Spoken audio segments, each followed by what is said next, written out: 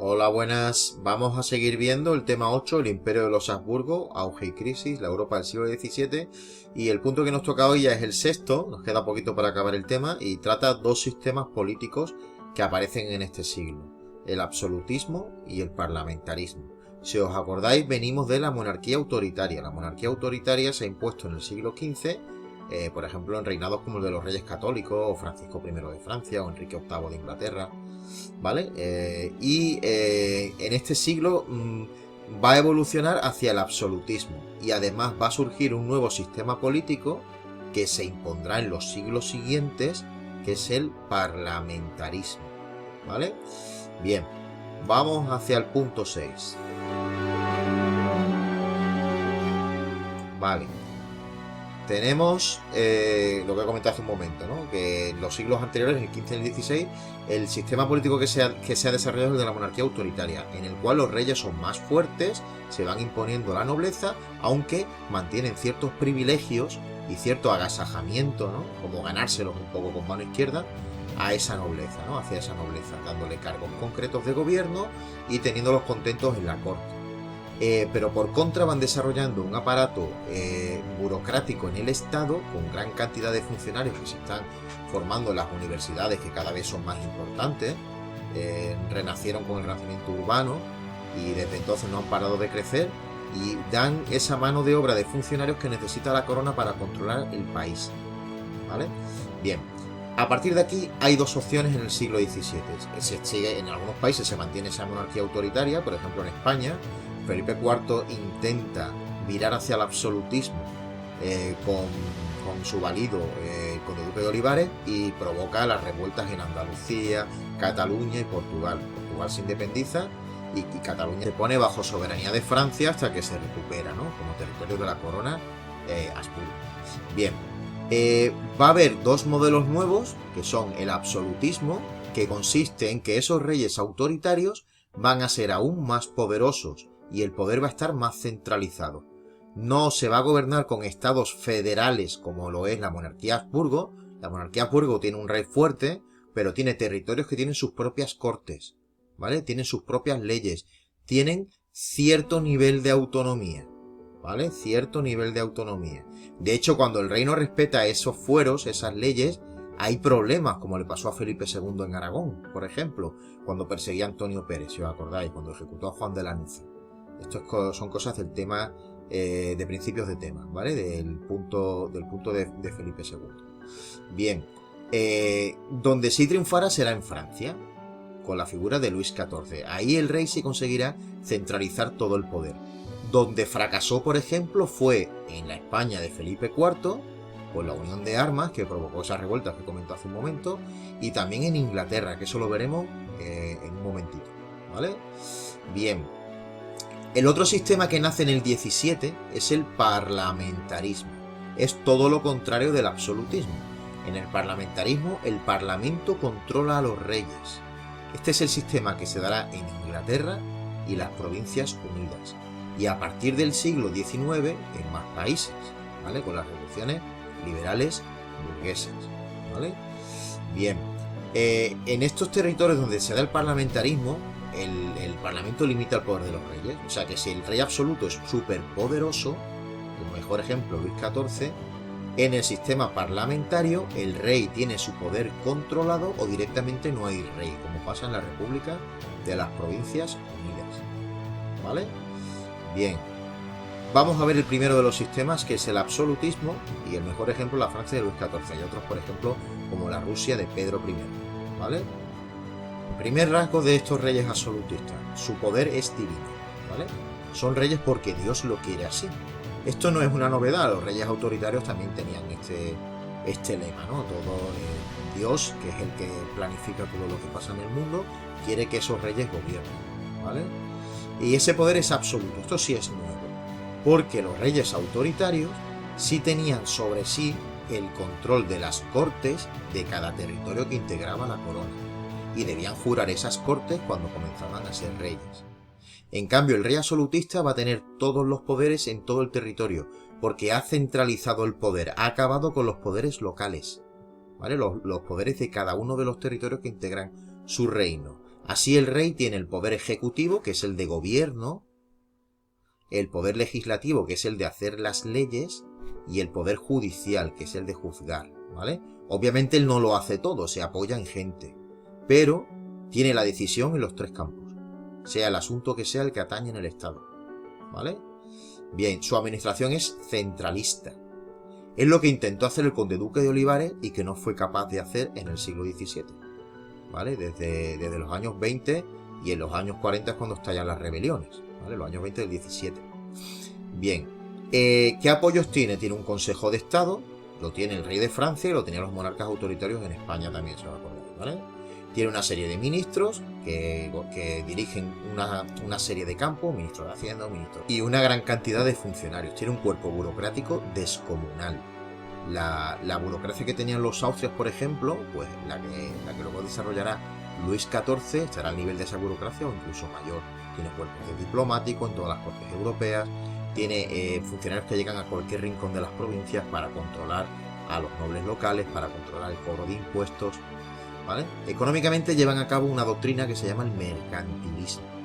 Mercantilismo defiende que el Estado intervenga en la economía, os lo pongo por aquí, y lo que hace el Estado es impulsar la artesanía de la época, todavía no existe la industria, se habla de manufacturas, e impulsa los talleres nacionales de diferentes tipos de mercancías vinculados a la guerra o a productos civiles de tiempos de paz, ¿vale?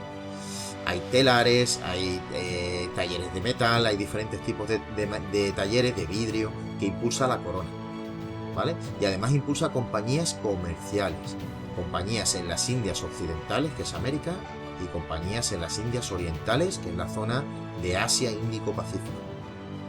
Bueno, todo esto lo promueve el rey porque consigue muchos ingresos con los impuestos de este comercio, o incluso con la propiedad de alguna de esas manufacturas que los beneficios van directamente a la corona.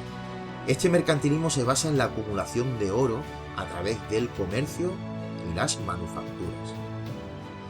Bien, con delegados reales, como he comentado antes, con funcionarios que mandaba a las provincias, las conseguía controlar y conseguía el apoyo de la nobleza y el clero en esos territorios. ¿Por qué apoyan la nobleza y el clero al rey, ¿no? A pesar de ser tan fuerte? Porque tienen sus privilegios, se los va respetando. De hecho, en Francia estarán con una situación privilegiada hasta la Revolución Francesa, hasta 1789.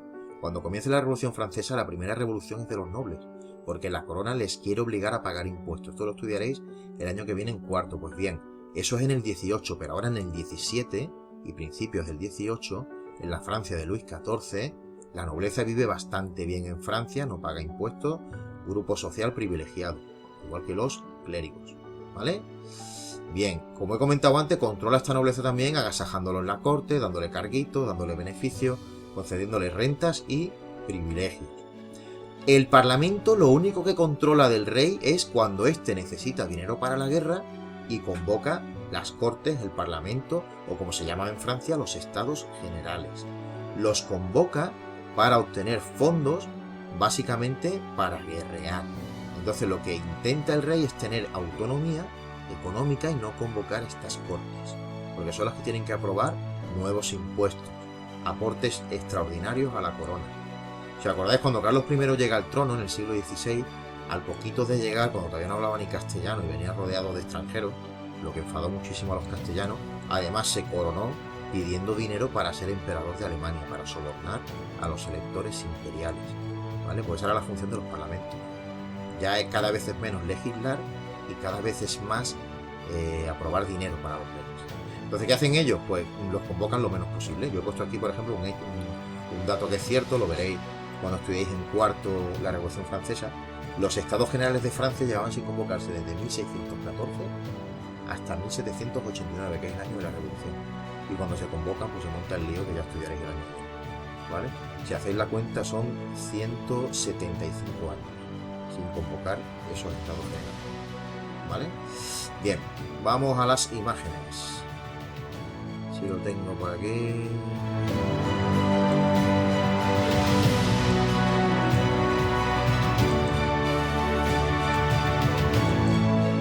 Bien, aquí tenemos al Rey Sol. Este es Luis XIV, era un rey absoluto, se llamaba el Rey Sol por eso. Su frase más célebre es: el Estado soy yo, ¿vale? Porque realmente él tenía todos los poderes en Francia. Curiosamente, cuando comienza a reinar es un niño, y de hecho hay un regente, él es menor, y gobierna el cardenal Mazarino, ¿vale? Bueno, una vez que se haga adulto, pues será un rey bastante poderoso, le quitará la hegemonía en Europa a España y dominará el continente, y de hecho hará presión y conseguirá que su nieto Felipe V, Felipe d'Anjou, sea rey de España con el nombre de Felipe V. Bueno, volvemos al esquema, vamos al parlamentarismo.